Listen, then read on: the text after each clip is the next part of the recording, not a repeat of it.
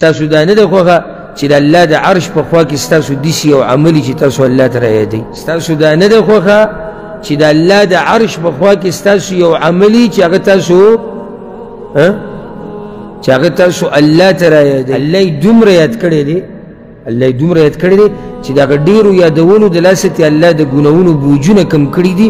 نو کله چې د قیامت پر ورځ د الله مخې له راشي نو د بوجونو نه سپک به راشي.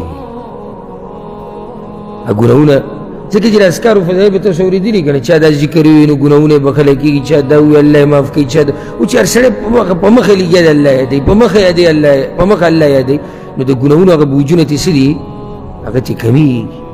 نو د الله مخې له به داسې ورشي چې دغه بوجونه به پرې نه وي. او ځکه یو حدیث کې راځي دې ته غوږ کېږدئ، امام ابن ماجه او امام احمد دواړو راوړی دی. پیغمبر صلی الله علیه وسلم وی الذین یذکرون من جلال الله من تسبیحه وتحمیده وتکبیره وتهلیله. یو سړی الله یادوي، د الله لویي بیانوي په اذکارو کې، پاکي بیانوي، د الله حمد بیانوي، لا اله الا الله ذکر کوي. یتعاطفن حول العرش، دا ذکر، دا کلمې، دا ټکي دا د عرش خواله لاړ شي، دا ذکر د الله د عرش خواله ورشي. لهن دوي کدوي النحل، او داسې بنګېږي دا ذکر لکه د ګبین د مچۍ چې بنګېږي. دا بنګ بیا د څه راځي د عرش په خوا کې ویذکرنا بصاحبهن، هلته تذکره د هغه چا کوي چا چې ویلي. پیغمبر صلی الله علیه وسلم وی الا یحب احدکم الا یزال له عند الله شیء یذکر به. ستاسو دا نه ده خوښه چې د الله د عرش په خوا کې ستاسو داسې یو عملي چې تاسو الله ته رایادوئ. ستاسو دا نه ده خوښه چې د الله د عرش په خوا کې ستاسو یو عملي چې هغه تاسو الله ته رایادوئ. دا نه ده خوښه ستاسو خوښه ده. نو چې خوښه ده دا کار ډېر ګران دی، روپۍ پکې لګي که نه وزن اوچته ویل دي یا وخت ورکول دي ډېر هېڅ هم نشته.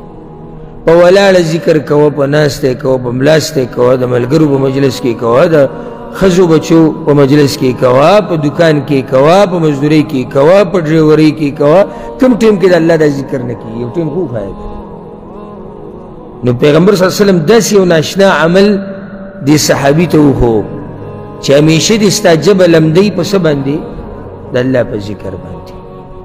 ځکه چې هر عمل ته خو سړی ځان نشي رسولی. نو پیغمبر ورته دا عمل مضبوط راونیسه، دا نور لږ لږ کوه. بعض داسې خوش نصیبه شتي چې هر عمل کې برخه اخلي، داسې هم شتي. لکه حدیث کې دا راځي چې پیغمبر صلی الله علیه وسلم دا خبره ذکر کړې ده. دا حدیث موږ دې درسونو کې، نور درسونو کې څو پیرې ویلی